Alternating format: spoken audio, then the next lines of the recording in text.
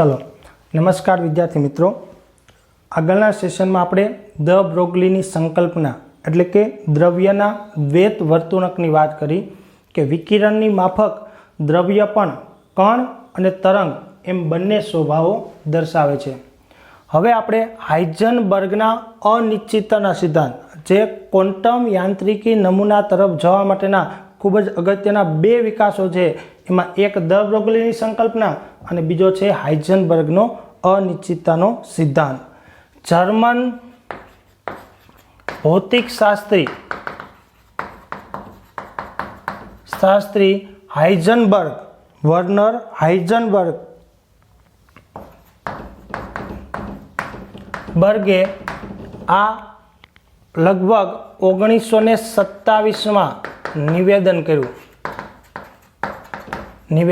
कर्યું जे हूँ हतुं तो के द्रव्य अने विकिरण ना द्वैत स्वभावनुं परिणाम हतुं। द्रव्य अने विकिरणना द्वैत स्वभावनुं परिणाम हतुं एनुं निवेदन हतुं। चलो तो एनो नियम अथवा तो नियमनुं निवेदन एने हुं कीधुं तो के इलेक्ट्रॉननुं चोक्कस स्थान, इलेक्ट्रॉननुं चोक्कस स्थान अने वेगमान अने चोक्कस वेगमान एक ज साथे नक्की करी शकातुं नथी।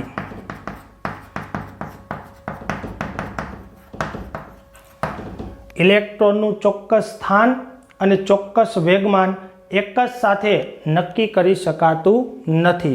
आवी वात आपने कोणे करी? हाइजनबर्गे कीधी। जो आनुं एक सिंपल उदाहरण आपूं के तमे जमवानुं काम करो छो तो जमो त्यारे मानो के खोराकने चावो छो तो मानो के चाववानुं काम चालू होय त्यारे तमे बोली न शको। मानो के आम हूँ बोलूँ छूँ तो हूँ चावी न सकूँ अने चावूँ छूँ तो बोली न सकूँ। बंने काम एक साथे न करी शकाय। कां तो तमे खावानुं काम करी शकशो अने कां तो बोलवानुं काम करी शकशो।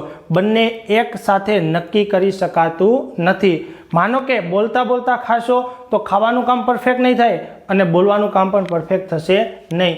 आवी वात हाइजनबर्गे कीधी के भाई जो इलेक्ट्रॉननुं चोक्कस स्थान अने चोक्कस वेगमान एक ज साथे नक्की करी शकातुं नथी अने एना माटे एने एक सूत्र आप्युं जेने गाणितिक स्वरूपे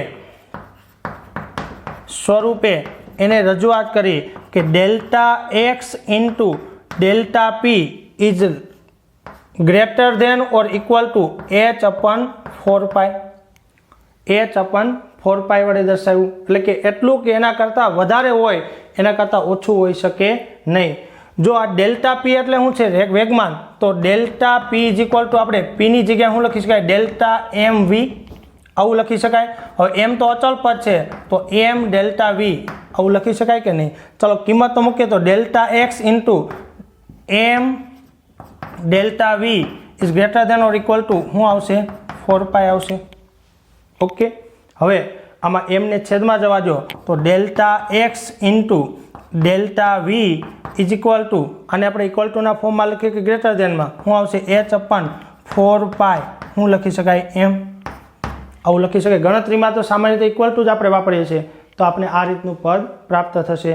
ज्यां बधा पदोनी आपणे ओळखाण आपीए डेल्टा एक्स ए हुं छे स्थान में अनिश्चितता। मानो कि एक्स निश्चित स्थान है तो डेल्टा एक्स शू है? अनिश्चितता है। तो डेल्टा पी शू थशे? वेगमान में अनिश्चितता। डेल्टा वी शू थशे? तो कि वेग अथवा तो गति में शू थशे? अनिश्चितता। अने एम ए शू थशे? इलेक्ट्रॉननुं दर, जे वस्तु आपणे जाणीए छीए। बराबर। पाईनी किंमत पण केवी होय छे? अचल होय छे। तो आ रीते एने गाणितिक स्वरूपे दर्शावવાનો प्रयत्न कर्यो। इन शॉर्ट तमे जोई शको छो आ सूत्रनी अंदर के आ बेनो गुणाकार ए आना करता वधारे अथवा तो केवो छे एना बराबर आपने जोवा मळे छे। માનો કે સ્થાનમાં અનિશ્ચિતતા આપણે ઘટાડીએ છીએ તો વેગમાં અનિશ્ચિતતામાં શું થશે? વધારો. અથવા આના સંદર્ભમાં આપણે લખીએ તો એમ કહેવાય કે આમાં આપણે શું કરીએ છીએ? ઘટાડો. તો આમાં વચ્ચે કેમ કે બેયનો ગુણાકાર તો કેવો રહેશે? અચળ જ રહેશે. બંનેનો ગુણાકાર તો કેવો છે? અચળ જ છે. એટલે હંમેશા વેગમાનમાં અનિશ્ચિતતામાં શું થશે? વધારો થતો આપણને જોવા મળશે. માટે આપણે એમ કહી શકીએ કે જો આ ઘણું ઊંચું, માનો કે આનું મૂલ્ય ખૂબ જ ઓછું છે, માનો કે ડેલ્ટા એક્સ આપણે ખૂબ જ નાનું લીધું છે, તો ડેલ્ટા પી કેવું થશે? મોટું થશે. અને જો આપણે આ મોટું લેશું તો આ કેવું હશે? નાનું આપણને જોવા મળશે. એટલે એના સંદર્ભમાં આપણે કીધું છે કે ડેલ્ટા પીએક્સ એ વેગમાનમાં અનિશ્ચિતતા અને ઇલેક્ટ્રોનનું સ્થાન ડેલ્ટા એક્સ ખૂબ જ નાનો હોય તો ચોકસાઈ જાણતા હોય તો ઇલેક્ટ્રોનનો વેગ અનિશ્ચિત ઘણું કેવું હશે? મોટું હશે. આ કેવું હશે? ખૂબ જ મોટું હશે. ઇલેક્ટ્રોનનું સ્થાન અનિશ્ચિત હશે. આમ આપણે ઇલેક્ટ્રોનનું સ્થાન કે વેગ માટે ભૌતિક માપન કરીએ તો નતીજો કેવો હશે? અસ્પષ્ટ અને ચિત્ર કેવું બનશે? ધૂંધળું બનશે. આ વસ્તુ આપણે યાદ રાખવાની છે. કેમ કે બેનો ગુણાકાર અચળ છે, એનો મતલબ કે એકમાં અનિશ્ચિતતા ઓછી હશે તો બીજામાં વધારે છે, બીજામાં વધારે હશે તો પહેલામાં કેવી હશે? ઓછી આપણને જોવા મળશે. હવે આને સમજવા માટે એક આપણે ઉદાહરણ આપ્યું છે. માનો કે એક આપણે કાગળ લઈએ છીએ. હવે આ કાગળની મારે જાડાઈ માપવી છે. શું માપવી છે? જાડાઈ માપવી છે. સપોઝ આ એક કાગળ છે. હવે તમે જો આમની જાડાઈ તો કેવી હોય? અતિ સૂક્ષ્મ હોય. કેવી હોય? સૂક્ષ્મ હોય. હવે કાગળની જાડાઈ માપવા માટે મારે જે માપ પટ્ટી એટલે કે ફૂટપટ્ટીનો જે ઉપયોગ કરવો છે એના ઉપર પરિમાણ અંકિત નથી, એટલે કે એના પર કોઈ માપ લખેલા નથી એવી પટ્ટીનો ઉપયોગ કરો. માનો કે આ એક આપણી પટ્ટી છે. હવે આના દ્વારા મારે આને માપવું હોય તો માપ ચોક્કસ મળશે, કેમ કે આના પર કોઈ માપન કરેલું છે નહીં. એટલે આપણે એમ કહીશું કે કાગળની જાડાઈ માટે માપપટ્ટીનો ઉપયોગ કરીએ, એના પર કોઈ પરિમાણ નથી, એનો મતલબ કેવા હશે? અચોક્કસ માપ મળશે. કેવું માપ મળશે? અચોક્કસ મળશે, જે માપમાં કોઈ ચોક્કસતા હશે નહીં. હવે આ કાગળની જાડાઈ માપવા માટે જે હું માપપટ્ટીનો ઉપયોગ કરું છું એ માપપટ્ટીમાં માનો કે પરિમાણ અંકિત કરેલા છે. કેવા કરેલા છે? અંકિત કરેલા છે. હવે અંકિત કરેલા હોય તો મને કહો તમારે શું કરવું પડશે? તો કે કાગળની જાડાઈ માપવા માટે તમે જે માપપટ્ટીનો ઉપયોગ કરો છો એ માપપટ્ટી એવા પરિમાણ દર્શાવતી હોય, પરિમાણ ધરાવતી હોવી જોઈએ કે આ જાડાઈ કરતા તેના માપ કેવા હોય? નાના હોય. કેવા હોય? નાના હોય. હવે મને એમ કહો કે જો આ ચોક છે ને એની મારે લંબાઈ માપવી છે. હવે તમને એક માપપટ્ટીમાં મીટર આંકવાળો એક આપી દીધું છે તમને.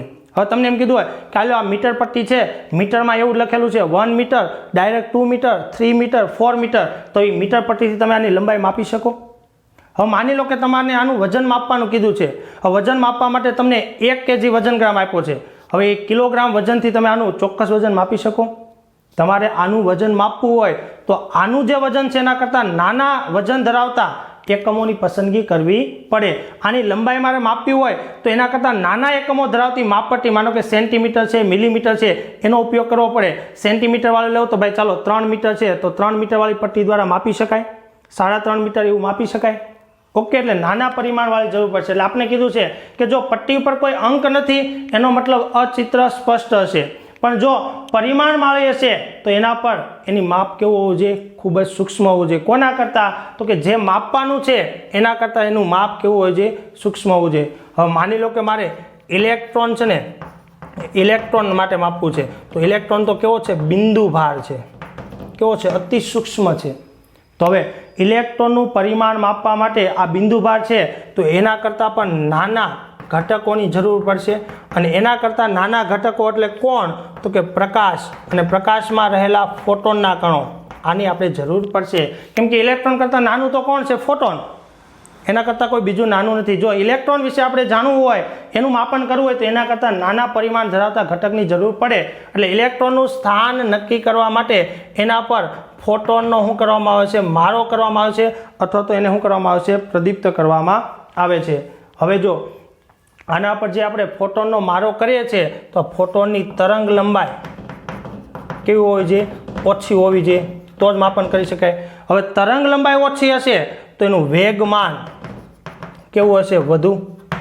અને તમે જાણો છો કે વેગમાન ઊંચું હશે તો આપણે ચોક્કસ સ્થાન માપવા જશું તો એનું વેગમાન કેવું મળશે? આપણને અનિશ્ચિત મળશે.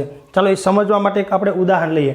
દાખલા તરીકે તમે જો આ એક ન્યુક્લિયસ છે, બરાબર, એમની અંદર આ ઇલેક્ટ્રોન ફરી રહ્યો છે.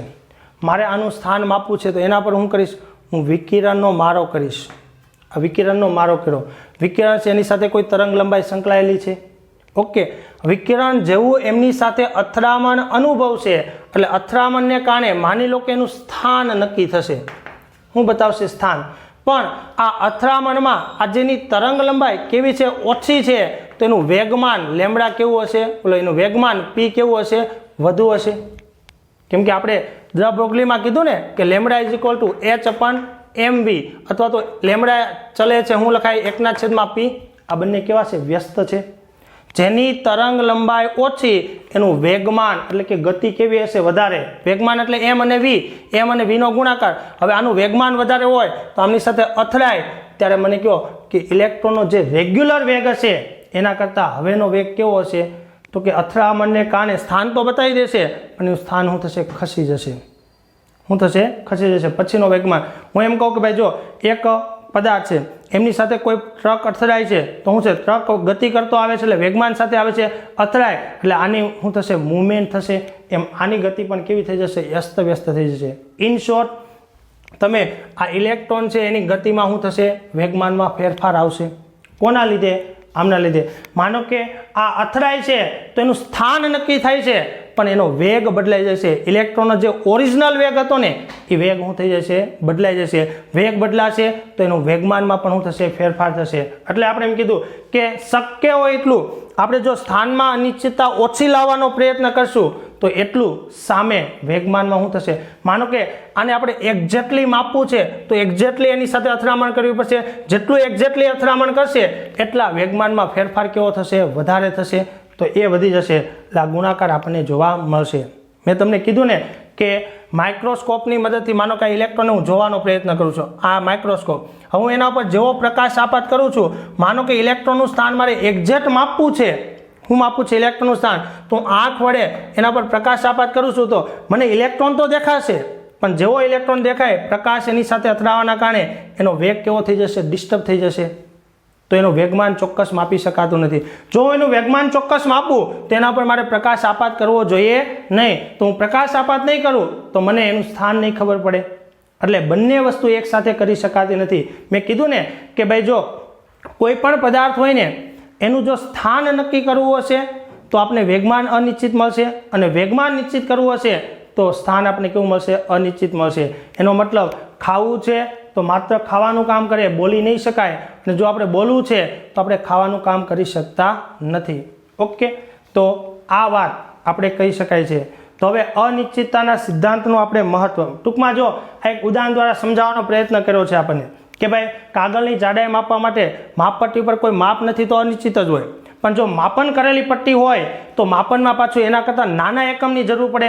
અને નાના એકમ માટે જો ઇલેક્ટ્રોન્સની વાત કરીએ તો ઇલેક્ટ્રોન માટે તો હંમેશા પ્રકાશના કણની જરૂર પડે.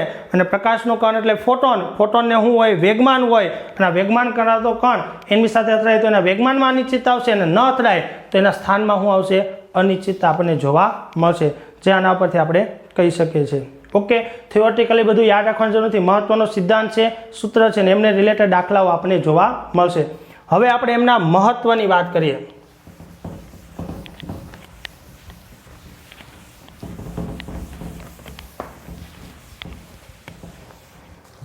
ચલો એમના મહત્વની વાત કરીએ. તમે જો કે ઇલેક્ટ્રોન અને એના જેવા બીજા સમાન કણો એ નિશ્ચિત પથ અથવા તો ઇલેક્ટ્રોન અને તેના જેવા સમાન બીજા કણો નિશ્ચિત પથ અથવા પ્રક્ષેપ્ત પથની સંકલ્પનાને નકારી દે છે. ટૂંકમાં નિશ્ચિત પથ અને પ્રક્ષેપ પથની સંકલ્પનાને એ નકારી દે છે. હવે આપણે પ્રશ્ન થાય પ્રક્ષેપ પથ અને નિશ્ચિત પથ એટલે શું? આપણે પ્રશ્ન થાય નિશ્ચિત પથ અથવા પ્રક્ષેપ પથ એટલે શું? તો જો હું એમ કહું કે કોઈ પણ રીતે માની લો કે એક વસ્તુ છે એ શું કરે છે તો કે ગતિ કરે છે. હવે આ વસ્તુનું હાલનું સ્થાન આપણે જાણીએ છીએ. માનો કે કોઈ પણ રીતે આપણે હાલનું સ્થાન જાણી લઈએ, પછી હાલનો એનો વેગ જાણી લઈએ. એનો શું જાણી લઈએ? આપણે વેગ જાણી લઈએ, અથવા તો આપણે એનું વેગમાન જાણી લઈએ. માનો કે કોઈ પણ એક વસ્તુ છે એની ગતિ આપણે હાલનું સ્થાન કોઈ પણ વસ્તુ છે ગતિ કરી રહ્યો છે, અત્યારનું સ્થાન જાણી લઉં છું, પછી એનો વેગ હું જાણી લઉં છું, એના પર લાગતું બળ જાણી લઉં છું, તો શું કરી શકાય? તો હું થોડા સમય પછીની આગાહી કરી શકું. હું આગાહી કરી શકું કે ભાઈ 10 મિનિટ પછી એ વ્યક્તિ આ જગ્યાએ હશે અને એટલા ડિસ્ટન્સ ઉપર રહેલો છે. સપોઝ હું એમ કહું કે હું અત્યારે આ ગતિ કરી રહ્યો છું, મારી ગતિ 10 કિલોમીટર પ્રતિ કલાક છે. મારી ગતિ કેટલી છે? 10 કિલોમીટર પ્રતિ કલાક. અત્યારે મારું સ્થાન અહીંયા છે. તો હું એમ કહી શકું કે ભાઈ 1 કલાક પછી હું અહીંયાથી 10 કિલોમીટર જેટલા અંતરે રહેલો હશું. તો હું કરી શકું છું ભવિષ્યમાં, એટલે હું કહું થોડા સમય પછી તેની આગાહી કરી શકાય. શું કરી શકાય? આગાહી કરી શકાય, જેને શું કહેવાય? પ્રક્ષેપ પથ કહેવામાં આવે છે. પણ હવે હાઇઝનબર્ગે આપણને શું કીધું? તો કે હાઇઝનબર્ગ કહે છે કે આપણે જો વેગમાન અને સ્થાન નક્કી ન કરી શકાય તો મને કહો કે પ્રક્ષેપ પથની તો વાત જ નહીં આવે. હવે જો મને અત્યારનું મારું સ્થાન જ ન ખબર હોય અથવા મારા વેગમાનની જ મને ન ખબર હોય તો થોડા સમય પછી હું ક્યાં હશું એનું અંદાજ કરી શકતો નથી. તમને સમજાતું હશે? જો મને મારો વેગ ખબર હોય, મારું સ્થાન ખબર હોય તો કલાક પછી હું ક્યાં હશું મને ખબર હશે. પણ જો મને મારું સ્થાન અથવા વેગની ખબર જ નહીં હોય તો કલાક પછી હું કેટલા ડિસ્ટન્સે હશું એનું અનુમાન કરી શકતો નથી. તો હાઇઝનબર્ગ આ બાબતથી કેવો છે? વિરોધાભાસ દર્શાવે છે. આપણે એનું સ્થાન અને વેગમાન નક્કી કરી શકતા નથી. તમને જો આ પેરેગ્રાફમાં આ વસ્તુ સમજાવવાનો પ્રયત્ન કર્યો છે કે હાઇઝનબર્ગના સિદ્ધાંતની એક અગત્યની બાબત એ છે કે ઇલેક્ટ્રોન કે એના જેવા બીજા કણો નિશ્ચિત પથ કે પ્રક્ષેપ પથના અસ્તિત્વને નકારી દેશે. એટલે કે અનુમાનવાળી બાબતને એ શું કરી દેશે? નકારી દેશે. તમે જો આ બાબત પ્રક્ષેપ પથવાળી કોને કરી છે? આઇન્સ્ટાઈન નામના વૈજ્ઞાનિકે કરી છે. તમે ઘણા પિક્ચરમાં જોયું છે ટાઈમ મશીન. ટાઈમ મશીન એટલે તો કે ટાઈમ મશીનમાં તમે એન્ટર થાવ, થોડા સમય પછી તમે ભવિષ્યમાં જઈ શકો અથવા તમે ભૂતકાળમાં જઈ શકો છો, 1000 વર્ષ 2000 વર્ષ, આવું તમે જોયેલું હશે.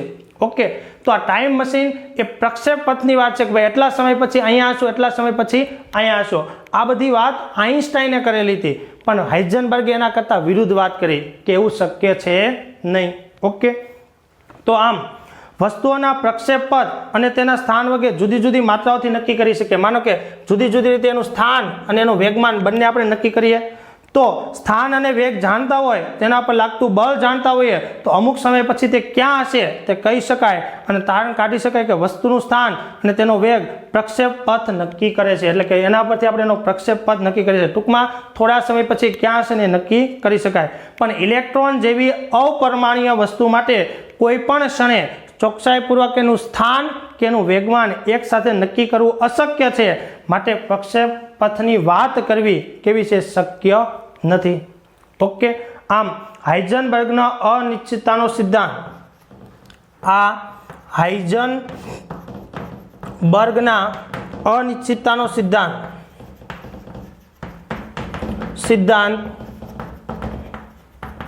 સૂક્ષ્મદર્શીય ની અસર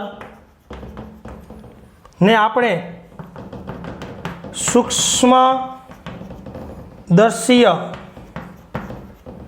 વસ્તુઓ માટે સાર્થક લાગે, પરંતુ સ્થૂળદર્શીય વસ્તુઓ માટે કેવું છે? નગણ્ય છે. કેવું છે? નગણ્ય છે. હવે આ વિધાનને આપણે સમજીએ. તમે જો હાઇઝનબર્ગનો સિદ્ધાંત એ સૂક્ષ્મદર્શીય વસ્તુ માટે, આપણે કેમ દ બ્રોગલીની વાત કરી કે દ બ્રોગલીનો સિદ્ધાંત એ સૂક્ષ્મ કણો માટે લાગુ પડતો હતો, પણ મોટા કણો માટે કેવો હતો? તો કે એનું ન ગણ્યા તો એની આપણે કલ્પના કરીએ પણ એ કેવું છે, અતિ સૂક્ષ્મ આપણને જોવા મળશે. તો હાઇઝનબર્ગમાં પણ આપણે એવી કંઈક કેલ્ક્યુલેશન બતાવીએ.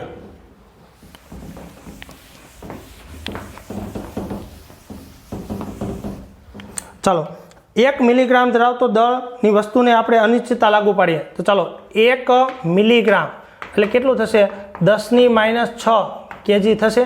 હવે આના માટે delta x into delta V બરાબર શું આવશે, h/4πm. આ સૂત્રનો આપણે ઉપયોગ કરીએ. ચલો કિંમતો મૂકીએ તો 6.626 ગુણ્યા 10⁻34. ઓકે, 4 પાયની કિંમત 3.1416.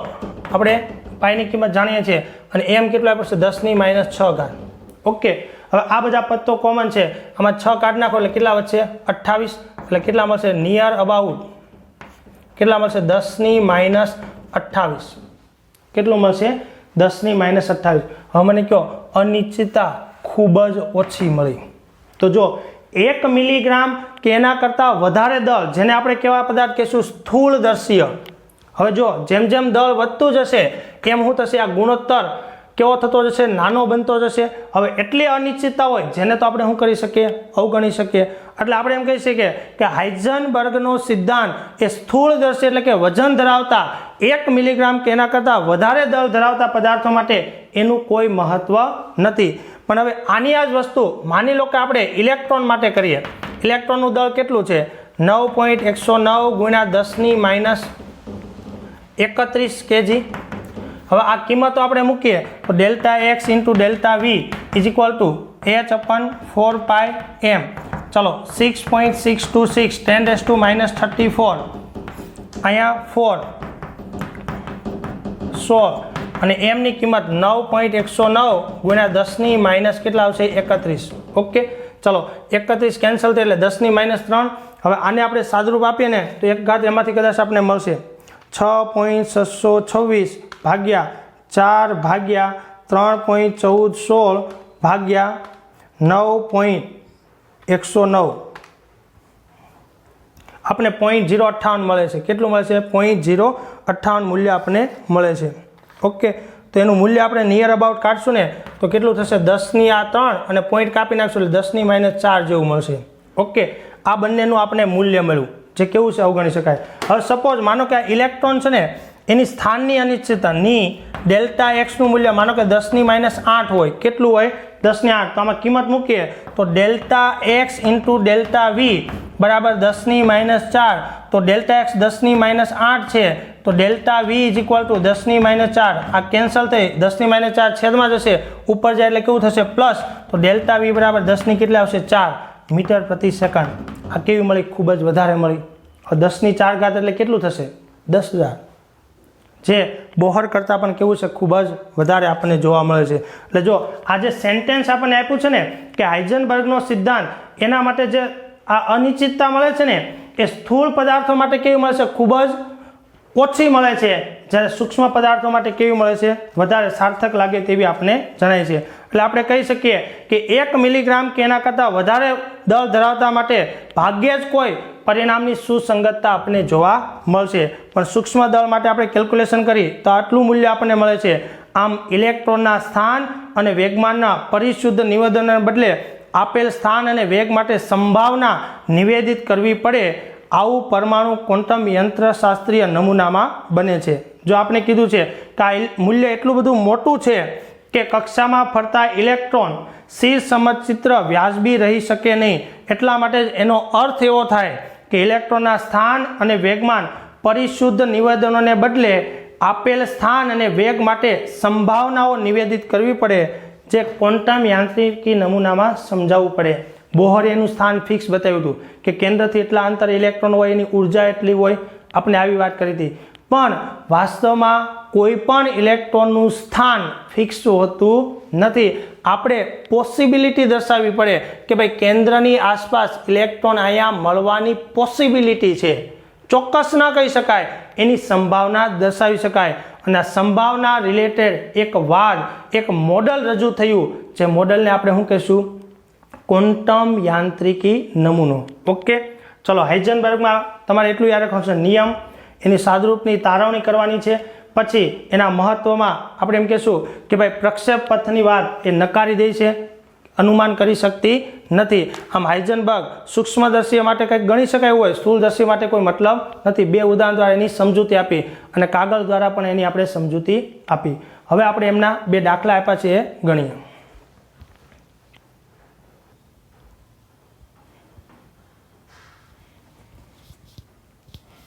ચાલો હવે કોયડા નંબર 2.15 અમને રિલેટેડ આપણે દાખલા આપેલા છે. સૂક્ષ્મદર્શક યંત્રનો ઉપયોગ કરી યોગ્ય ફોટોનથી પરમાણુમાં ઇલેક્ટ્રોનનું સ્થાન એટલે કે ડેલ્ટા એક્સ આપણને આપ્યું છે 0.1 એંગસ્ટ્રોમ. એંગસ્ટ્રોમને મીટરમાં ફેરવશું એટલે 0.1 ગુણ્યા 10⁻10 શું થશે મીટર સ્થાન આપ્યું છે, કરવામાં આવેલ છે. તો ગતિના માપનમાં કેટલી અનિશ્ચિતતા હશે એટલે આપણે શોધવાનું છે ડેલ્ટા વી. આની શોધ કરવાની છે. એમની જરૂર પડશે. કોણ છે તો કે પદાર્થ તરીકે ઇલેક્ટ્રોન છે. તો ઇલેક્ટ્રોનનું દળ આપણે જાણીએ છીએ 9.109 ગુણ્યા 10⁻31 kg. હવે આપણે યાદ રહેવું જોઈએ. આપણે શોધવું છે ડાયરેક્ટ સૂત્રમાં કિંમત મૂકશું. કયું સૂત્ર આવશે? Delta X into delta V is equal to h/4π શું થશે એમ થશે ને h/4π એમ. હવે આપણે શોધવાનું જે છે એને કરતા બનાવ્યું તો શોધવાનું શું છે? આપણે વેગમાં નીચે એક્સ પણ છેદમાં જશે તો delta V is equal to h/4π M into delta X અને કરતા બનાવ્યો. ચાલો કિંમત તો મૂકીએ 6.626 ગુણ્યા 10⁻34. ઓકે, આ કેટલું છે 4 3.14 16 બરાબર. એમની કિંમત 9.109 ગુણ્યા 10⁻31 અને એક્સ આપણને આપ્યું છે 0.1 ગુણ્યા 10⁻10 આટલું આપણને આપેલું છે. ચાલો હવે બધાનું આપણે સાદુરૂપ આપી દઈએ. હવે જો આ 0.1 છે એટલે 10⁻11 ઘાત થઈ જશે. આ 31 અને 11 એટલે 40 અને 42 ઘાત થશે. કેટલી થશે? 42 ઘાત થશે. ચાલો આનું હવે સાદુરૂપ આપણે આપીએ. 6.626 ભાગ્યા 4 ભાગ્યા 3.1416 બરાબર અને ભાગ્યા 9.109 આપણને મળશે 0.05788. આ બધાનું સાદુરૂપ આપણે આપીએ, ભૂલ ન થાય એટલે ચેક કરી લઈએ. 6.626 ભાગ્યા 4 ભાગ્યા 3.1416 ભાગ્યા 9.109 આપણે 5788 મળશે. ગુણ્યા હવે જો આ કેટલી છે 42 ઘાત અને આ 34 ઘાત 34 આ 31 કેન્સલ બરાબર. -3 વધી એટલે આની સાથે તો હવે આપણે કેટલી મળશે તો કે આ 11 ઘાત છે ને 11 માંથી કેટલી જશે તો કે 3 જશે એટલે વચ્ચે કેટલી 8 10⁻ કેટલી ઘાત વચ્ચે 8. હવે આ ઘાત ઉપર જાય એટલે કેવી થઈ જશે પ્લસ. કેવી થઈ જશે પ્લસ. હવે આનો પોઈન્ટ કાપી નાખીએ તો 1 અને 2 તો કેટલા મળશે 5.788 ગુણ્યા 10ની કેટલી ઘાતો છે 1 અને 2 એટલે 6 મીટર પ્રતિ સેકન્ડ. કેટલા મળશે મીટર પ્રતિ સેકન્ડ. તો આપણો પહેલો આન્સર મળશે 5. અહીંયા આપણે આવું લખી શકીએ 5.78 છે એટલે 79 ગુણ્યા 10⁶ મીટર પ્રતિ સેકન્ડ. ઓકે, આ ડેલ્ટા વી ગણો. ચલો હવે એવો જ આપણે એક બીજો દાખલો આપ્યો છે કોયડા નંબર 2.16. ઓકે, એક ગોલ્ફના દડા જેનું દળ એમ આપણને આપ્યું છે 40 ગ્રામ કેજીમાં ફેરવવું પડશે. 40 ગુણ્યા 10ની ગ્રામને કેજીમાં ફેરવો -3 શું આવશે કેજી. 45 મીટર પ્રતિ સેકન્ડ આપણને શું આપ્યું છે વેગ આપ્યો છે એટલે વીનું ઓરિજિનલ મૂલ્ય આપણને આપ્યું છે 45 મીટર પ્રતિ સેકન્ડ. પણ એમાં અનિશ્ચિતતા કેટલી છે તો કે 2%. તો ડેલ્ટા વી આપણે ગણવું હોય તો ડેલ્ટા વી કેટલું છે તો કે એના જે મૂળ મૂલ્ય છે એના 2%. 2/100 કેટલા આવશે 100. વેગમાં અનિશ્ચિતતા કેટલી જો 40 ગ્રામ છે, વેગ આપણે ઓરિજિનલ આપ્યો છે કેટલો 45. હવે આ ઓરિજિનલ મૂલ્યના 2%. ઓરિજિનલ મૂલ્યના 2%. જો વેગ 2%થી ચોકસાઈથી માપી શકાય તો સ્થાનમાં અનિશ્ચિતતા શોધો. ડેલ્ટા એક્સ શોધવાનું છે. ઓકે, હવે આ 45 × 90 ભાગ્યા 100 એટલે કેટલા આવશે 0.9 શું આવશે મીટર પ્રતિ સેકન્ડ. ડેલ્ટા વી મળી ગયો આપણને. ઓકે, ચાલો તો હવે સૂત્રમાં કિંમત જ મૂકીએ આપણે delta X into delta V h/4π M વીને છેદમાં જ આવતી એટલે ડેલ્ટા એક્સ બરાબર h/4 π m ઇન્ટુ ડેલ્ટા વી. ચલો 6.626 10⁻⁻34 અહીંયા 4 3.1416 ગુણ્યા એમ કેટલું લેવાનું આપણે 40 ગુણ્યા 10⁻³ દળ આપ્યું છે ને આપણે, ઇલેક્ટ્રોન નથી બરાબર. અને વીનું મૂલ્ય કેટલું લેશું 0.9. ઓકે, આનું હવે સાદુરૂપ આપી દો. સાદુરૂપ આપશું એટલે જો 6.626 ભાગ્યા 4 ભાગ્યા 6.626 ભાગ્યા 6.626 ભાગ્યા 4 ભાગ્યા 3.1416 ભાગ્યા 40 ભાગ્યા 0.9. ઓકે, કેટલા મળશે 0.0146. ઓકે, ગુણ્યા 10ની આ 3 ઘાત ઉડી જાય એટલે કેટલી વધશે 10⁻31. ઓકે, પોઈન્ટ કાપે એટલે કેટલા આવશે તો કે 2 પોઈન્ટ કાપે એટલે કેટલી ઘાત થશે 29 ઘાત થશે. ઓલે 2 આ બાજુ લઈશું એટલે 33 થશે એટલે 1.46 ગુણ્યા 10⁻33 આપણે શું મળશે મીટર મળશે. હવે જો આ જે મૂલ્ય મળ્યું ને એ તો કેવું છે અતિ સૂક્ષ્મ છે. હવે મને કહો કે પરમાણુ કેન્દ્ર કેટલું હોય આપણે જાણીએ 10⁻15 મીટર હોય પરમાણુ કેન્દ્ર કેવું હોય. હવે એના કરતાં પણ કેટલું છે 10⁻33 એટલે 10⁻18 ગણું કેવું છે નાનું મૂલ્ય છે. એના કરતાં પણ તમે જો 18 15 કેટલા થશે 33 થશે. અને આપણે આગળ પણ વાત કરીને કે વધારે દળ ધરાવતા 40 ગ્રામ એટલે આ કેવું છે સ્થૂળદર્શીય છે. અને સ્થૂળદર્શીય પદાર્થ માટે હાઇઝનબર્ગ દ્વારા મળતી અનિશ્ચિતતા એ કેવી હોય છે ખૂબ જ ઓછી હોય છે, જેનું કોઈ મહત્વ હોતું નથી. હવે મને કહો એટલું સ્થાનમાં અનિશ્ચિતતા માપો એટલા મીટરના સ્થાનમાં વેરિએશન કોઈ મહત્વ દર્શાવતું નથી. ઓકે, આ વસ્તુ તમને સમજાવવી જોઈએ. કોઈ પણ મૂલ્ય આપ્યું હોય જો મૂળ મૂલ્ય ના જેટલા ટકા આપ્યા હોય અને ટકાને આપણે કન્વર્ટ કરવું પડે 100. આ રીતે 50 આપ્યું હોય 3% આપ્યું હોય છેદમાં શું કરી દેવાનું 100. આ રીતે આપણે એને કન્વર્ટ કરી શકીએ છીએ. તો આ રીતે હાઇઝનબર્ગને રિલેટેડ દાખલાઓ આપણને આપ્યા છે. ચાલો, તો નેક્સ્ટ સેશનમાં આપણે બોહરની નિષ્ફળતા શા માટે છે એ જાણીશું અને પછી ક્વોન્ટમ યાંત્રિકી નમૂના તરફ જશું, જે આપણા ચેપ્ટરનું છેલ્લું મોડેલ છે અને જે હાલમાં પ્રચલિત છે.